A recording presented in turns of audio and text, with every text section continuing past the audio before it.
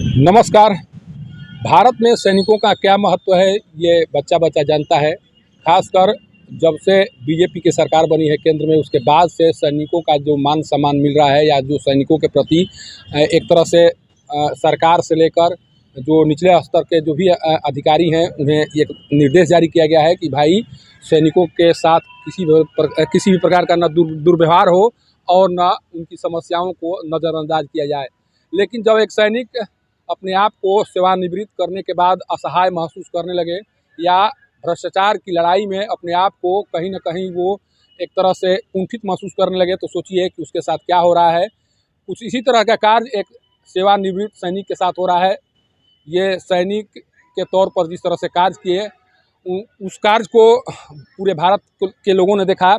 अब ये सेवानिवृत्ति के बाद भ्रष्टाचार के विरुद्ध अपना अभियान छेड़ रखे हैं, और इस अभियान में एक तरह से इन्हें प्रताड़ित किया जा रहा है। प्रताड़ित इसलिए किया जा रहा है कि जब उस अभियान में भ्रष्टाचार की बू आ रही है, भ्रष्टाचार सिद्ध हो जा रहे हैं, उसके बाद में भी कार्रवाई नहीं हो रही है, बल्कि इनके ऊपर कार्रवाई करने या इन्हें डराने धमकाने की बात सामने आ रही है। ये कह रहे हैं कि जब हम जिसके विरुद्ध सोच रहे हैं कि कार्रवाई हो, उन्हीं के द्वारा हमारे ऊपर कार्रवाई करने की बात कही जा रही है। क्या कुछ मामला है हमारे साथ? अभी एक सेवानिवृत्त फौजी हैं, इन्हीं से बात कर जानने की कोशिश कर रहे हैं कि किस समस्याओं से आप जूझ रहे हैं और उस समस्या के पीछे का कारण क्या है। नाम बता दीजिए। जय हिंद सर, मैं भारतीय थल सेना के अवकाश प्राप्त सैनिक सोनू कुमार बोल रहा हूं। सर, मैं जब गांव में रिटायर्ड होकर आया, गांव में रहता हूं बच्चों के साथ में, तो मुझसे भ्रष्टाचार देखा नहीं गया।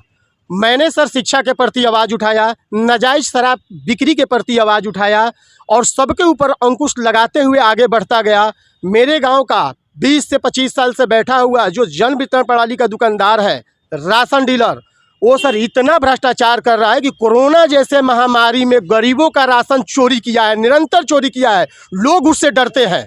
वो लोगों को धमका के रखता है, परेशान करता है। नवंबर माह का राशन फ्री का चोरी की दिया। वैसे तो कितने चोरी। कहाँ का मामला है ये? मामला सर प्रखंड काराकाट प्रखंड सिकरिया पंचायत ग्राम बसडीहा का मामला है। और जिसकी मुसीबत है सर कि मैंने कार्रवाई किया, विधि सम्मत कार्रवाई करने का आदेश भी मेरे हाथ में मिल चुका है। प्रथम अपील में साहब ने मेरे को सर्वोच्च प्राथमिकता देने का बात किया है सैनिक के नाते, लेकिन अभी तक वो कोटा उठाता है। पता नहीं पैसा देकर किस हस्ती के माध्यम से वो कोटा अभी तक चला रहा है। साथ ही सर जानते हो कितना बड़ा भ्रष्टाचारी है। जब मैं देश का सेवा करते करते जब मैं गांव में आया तो देखा कि मेरे गांव के सरहद पर एक गांव का ही अतिक्रमणकारी ने पूरा गांव के सरहद पर मेन सड़क पर करोड़ों का संपत्ति को जब्त करके बैठा है, अतिक्रमण करके बैठा है, और उसमें अवैध खनन करके मिट्टी बिक्री किया है सर। और साथ ही जीवित और जवान पेड़ को नुकसान पहुंचाकर बिक्री किया है। और आज के डेट में वो पक्का ढाबा उठाया। दोनों मैटर को लेकर मैं उसके प्रति कानूनी कार्रवाई किया हूं।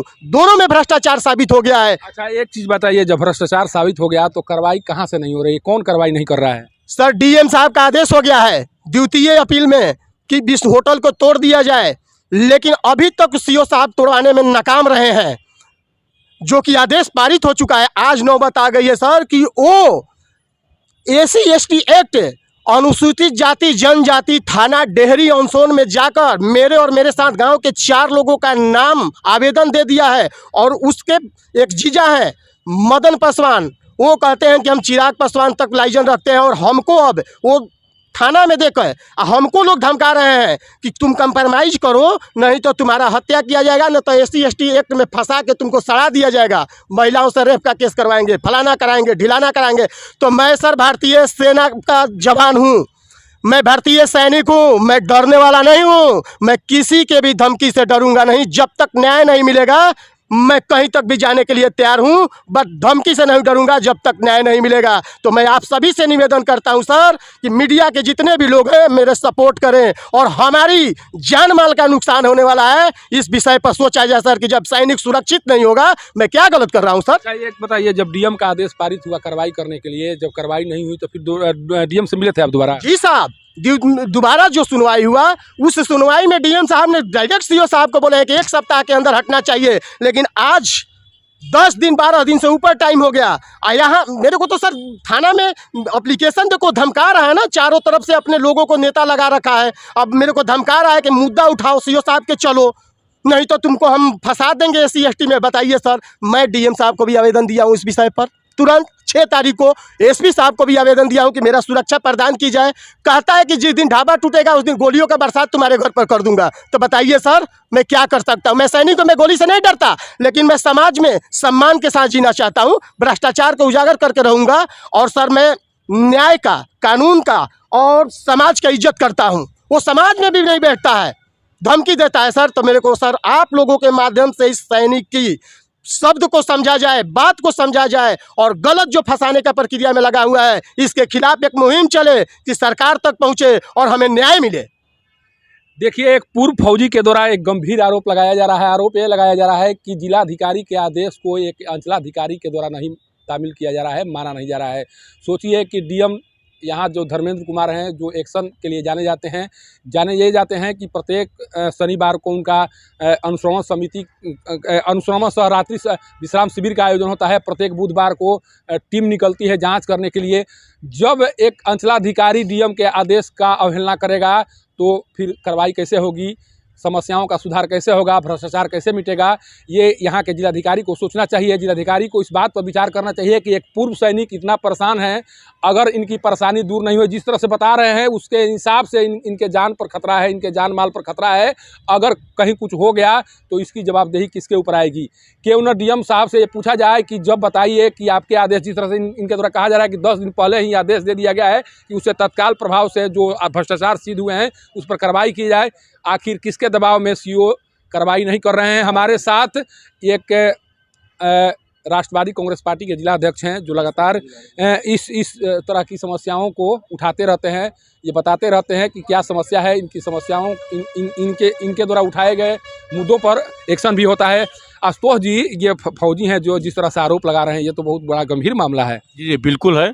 जो देश का रक्षा करने वाला जो फौजी है, रिटायर होने के बाद भ्रष्टाचार के खिलाफ में लड़ाई लड़ता है। और रोहतास, बिहार और पूरे भारत में भ्रष्टाचार इतना बढ़ गया है कि वो अफसरशाही और घूसखोरी के चलते सारा कुछ हो रहा है। ये बता रहे हैं फौजी साहब कि यहाँ DM साहब का आदेश हुआ है, उसको दिल्ली पे भी हुआ है, और उसको जो अतिक्रमण किया है, जो नहर विभाग का जो ज़मीन है करोड़ों का, जो होटल खोल रखा है और उसको तोड़ने का, उसके बाद भी ना होटल टूटता है ना उसका डीलरशिप जाता है। ये भ्रष्टाचार दिखाता है। DM साहब धर्मेंद्र कुमार जी यहाँ से आदेश कर दिए, वहाँ CO BDO जो है और सप्लाई विभाग के जितने अफसर हैं सारे पैसा तहसील लिए। ये पक्का भ्रष्टाचार में डूबा हुआ है और इस पर अंकुश लगना ही चाहिए। नहीं तो ऐसे फौजी जो देश की रक्षा करते हुए बच के वहाँ से आए, देश के बचाते हुए, और यहाँ हमारे जिला रोहतास में कहीं इनके साथ घटना ना हो जाए।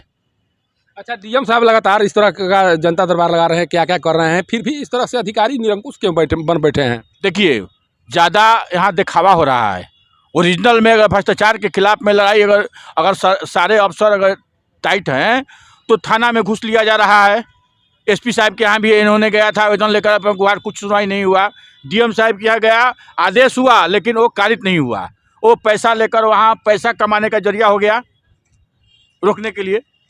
देखिए, जो आरोप लग रहे हैं उस आरोप में अगर सच्चाई है तो ये माना जा सकता है कि रोहतास में अभी भ्रष्टाचार का बोलबाला है और भ्रष्टाचारी आज भी अधिकारियों पर हावी हैं। अगर अधिकारी पर हावी नहीं होते तो सोचिए कि DM के आदेश का अवहेलना यहाँ का अंचलाधिकारी कैसे कर सकता था। अगर अंचलाधिकारी के द्वारा DM के आदेश का अवहेलना किया जा रहा है तो DM का जो कार्यक्रम चल रहा है, चाहे रात्रि विश्राम शिविर हो या प्रत्येक बुधवार को जो जिस तरह से जाँच टीम गठित की जा रही है, उस कार्य पर सवाल खड़ा हो रहा है और खड़ा होते रहेंगे। जब एक सैनिक अपने आप को, जो सोचिए कि जो दुश्मनों के छक्का छुड़ा कर आए हैं, जो पाकिस्तान जैसे देश से लड़ कर आए हैं, वो अपने घर के दुश्मनों से परेशान नज़र आ रहे हैं। उन्हें लग रहा है कि हम एक देश को हरा सकते हैं लेकिन अपने पड़ोसी को हराना मुश्किल है। और इसके पीछे ऐसे ही अधिकारी हैं जिनके द्वारा न सहयोग किया जा रहा है और न जो आदेश निकल रहा है उस पर तामील किया जा रहा है। अगर इनके साथ कुछ भी होता है तो इसकी सारी जवाबदेही यहाँ के प्रशासन पर जाएगा। कारण कि भ्रष्टाचार के जिस मुहिम में लगे हुए हैं और भ्रष्टाचारियों को जिस तरह से संरक्षण प्राप्त हो रहा है, उसे साफ लग रहा है कि भ्रष्टाचारियों का मनोबल लगातार बढ़ते जा रहा है और ये मनोबल कहीं न कहीं ऐसे भूतपूर्व सैनिकों पर भारी पड़ रहा है। संग्रहालय परिसर से पब्लिक न्यूज़ के लिए सत्येंद्र चौबे की रिपोर्ट।